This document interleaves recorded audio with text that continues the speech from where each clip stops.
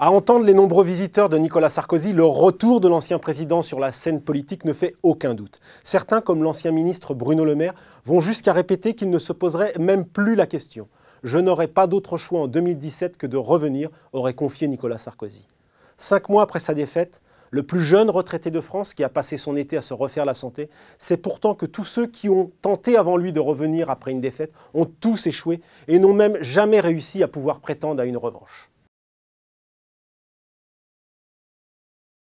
À regarder la une des magazines, la réponse est toute trouvée. Non, Nicolas Sarkozy a déjà repris sa place.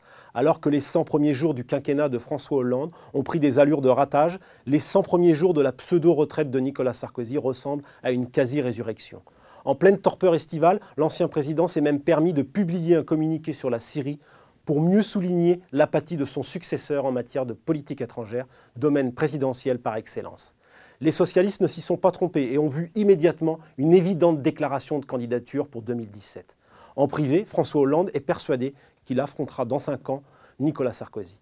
Quant à ceux qui prétendent lui succéder à la tête de l'UMP, ils ont bien compris qu'une fois leur passe d'armes terminée, le gagnant quel qu'il soit, Jean-François Copé ou bien François Fillon, devrait rapidement s'imposer à la tête du parti, sous peine de revoir Nicolas Sarkozy réapparaître après les rendez-vous électoraux de 2014.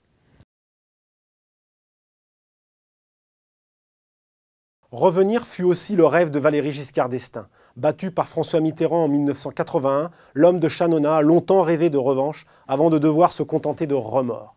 Les circonstances étaient certes différentes. La droite était divisée et Jacques Chirac était le héros gaulliste. Mais Giscard a cru à un premier retour en 1988 avant qu'il ne doive s'incliner devant la popularité de son ancien Premier ministre Raymond Barre.